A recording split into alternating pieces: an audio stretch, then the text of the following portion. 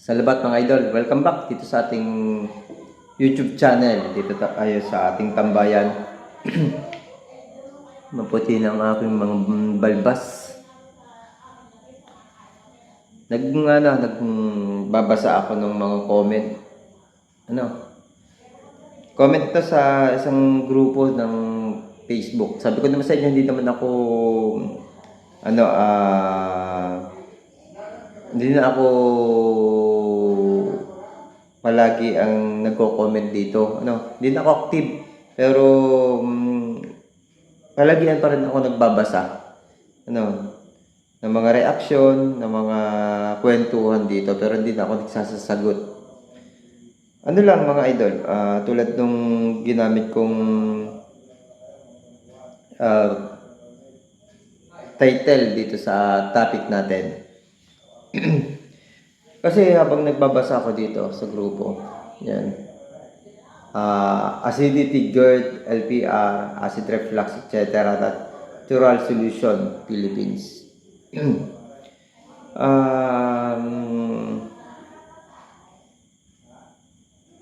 Napansin ko lang, kasi yung question dito, yung tanong dito ng isang kagrupo, ilang taon na po kayo para ang babata pa kasi ng iba dito. Ako 29 years old. Nakakaligalig na pag-usapan. Kasi yung nagtatanong, nababataan siya doon sa maraming mga taong miyembro doon sa grupo. At nababataan talaga siya. Pero sa edad niyan 29, sobrang bata. Parang anak ko na lang eh.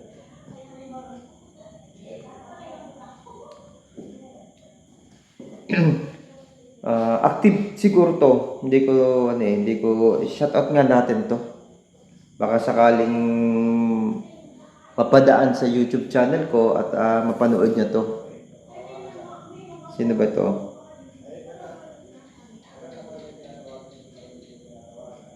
Siguro dito tunay na pangalan niya.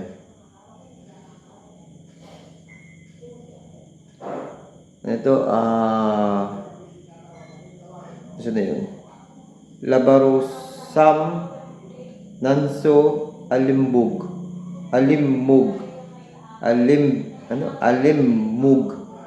Hindi ko alam kung tunay na pangalan niya to. Madaming sumagot dito. Karamihan, bata. Mga 20 years old, 24, 27, merong 18, 31, 22, 31, 30 years old, 28, 26, 24, 23, 29, 24, 23. Karamihan mga bata sa grupo. Yan. Dahil sa topic na yan, ang pinagkukwentuhan sa grupo, napaisip ako.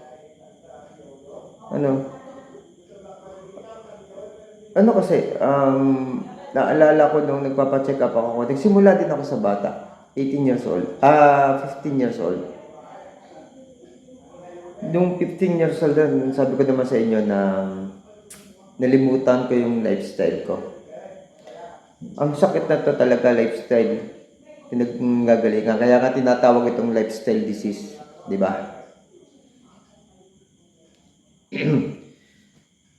Naalala ko lang,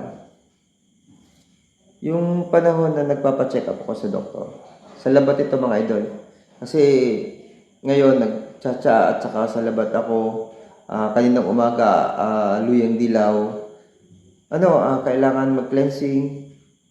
Kailangan ayusin. Yung mga maling naipasok sa katawan ng panahong Pasko. Dami niyan. Alam naman natin yan. Handaan. Minsan, lumabas tayo kasamang pamilya, hindi may iwasang kumain, di ba? At yung makakain mong yon kalimitan, hindi karapat-dapat na maipasok sa ating katawan. Pero yun na yung panahon natin. Kaya nangyayari yun sa atin. Kararating ko lang kagabi. Nag-isip ako eh. Kararating ko lang galing sa travel sa Laguna. Misis ko taga Laguna.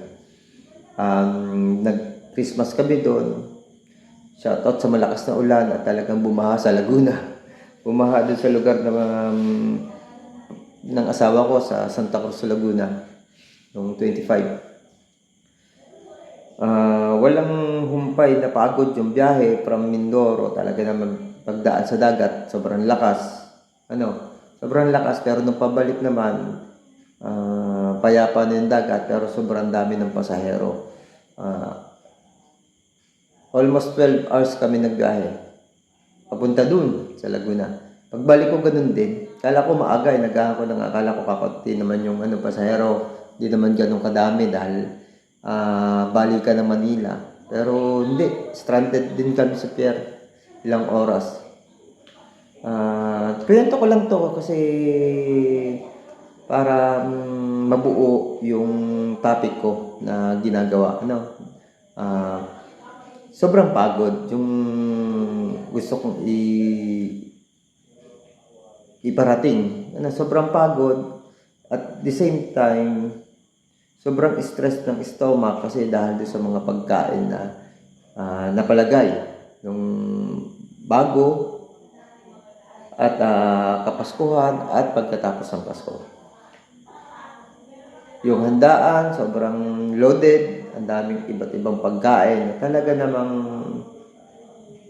hindi mo maiiwasan ilagay sa tiyan. Ang iniwasan ko lang talaga yung inumin. Kahit na siguro supakan ako, hindi ko gagawin. Nagsabi naman ako sa inyo na yung mga ginagawa ko dati, video purposes lang para pakita ko sa inyo na ang GERD, ang acid reflux, nawawala yan. Hindi yan forever. Nagiging pangmatagalan siya katulad ng mga karanasan ko at karanasan ng iba dito dahil hindi natin alam kung ano yung GERD, kung ano yung tamang pamamaraan para mawala ito. Pero nung natuklasan ko ang paraan, nawala ito. Kaya kahit nagawa ko ngayong bago magpasko at sa Kapaskuhan at ngayon tapos na yung Pasko, medyo nagki-cleansing naman ako. Wala naman talagang forever sa GERD kung aayusin mo to. Walang forever. Hindi tayo magtatagal sa sakit na to kung aayusin natin to, kung kilala natin yung sakit natin. Ibig sabihin ng kilala? Alam mo kung ano ang nakakasama at alam mo kung ano ang makakatulong, makakapagpabuti sa ating kalusugan laban sa GERD. Nakakaligalig yung dami, yung bilis ng pagdami ng mga kabataan na nagkakasakit. Dapat talaga tayong mga kabataan, hindi tayo nagkakaroon ng sobrang acid reflux, sobrang pangangasim ng sikmura, pagsakit ng sikmura, at tinatawag na natin GERD. Hindi dapat, kasi kalaksan dapat tayo. Ang normal na may sakit na GERD nung panahon ako na nagkasakit ay mga matatanda dahil humihina na yung resistensya ng matanda at humihina na yung panunaw ng matanda. Katulad nating kabataan, hindi dapat kasi malakas dapat ang resistensya natin. At malakas ang panunaw. Nangyayari yan kapag tumatanda ngayon. Ibig sabihin, bata pa lang tayo, yung edad natin, yung ating pangangatawan ay kaparehas ng pangangatawan na ng matatanda. Dahil sa pag-abuso natin at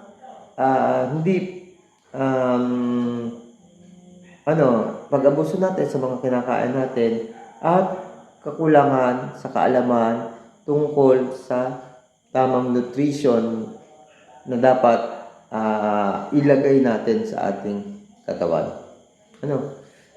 Sana sa lahat ng makakapanood nito, huwag niyong baliwalain ang tamang nutrition. Kasi sa maling nutrition, diyan tayo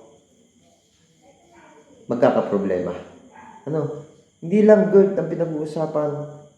Pagdating sa maling nutrition, sa tamang nutrition, kabuuan ng ating kalusugan.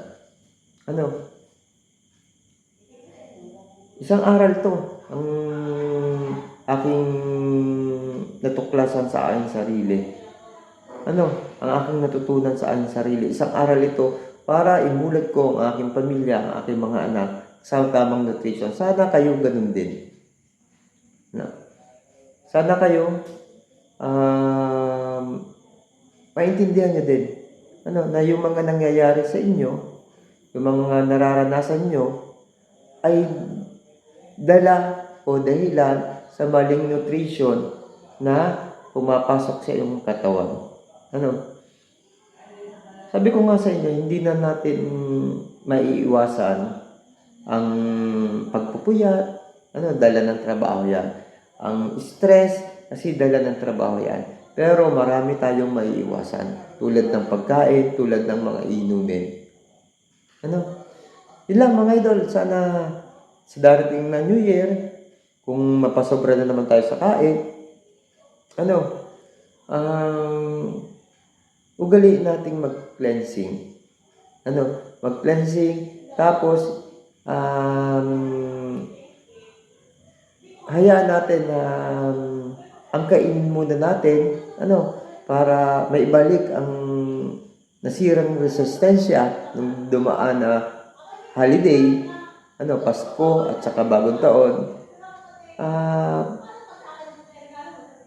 Muna natin yung pagkain natin sa tamang nutrition para makarecover yung mga parte ng katawan natin na medyo nangihina dahil sa mga pagkain na ipinasok natin sa ating katawan. Yun lang mga idol. Sana maging maayos tayo sa darating na 2025. Happy New Year!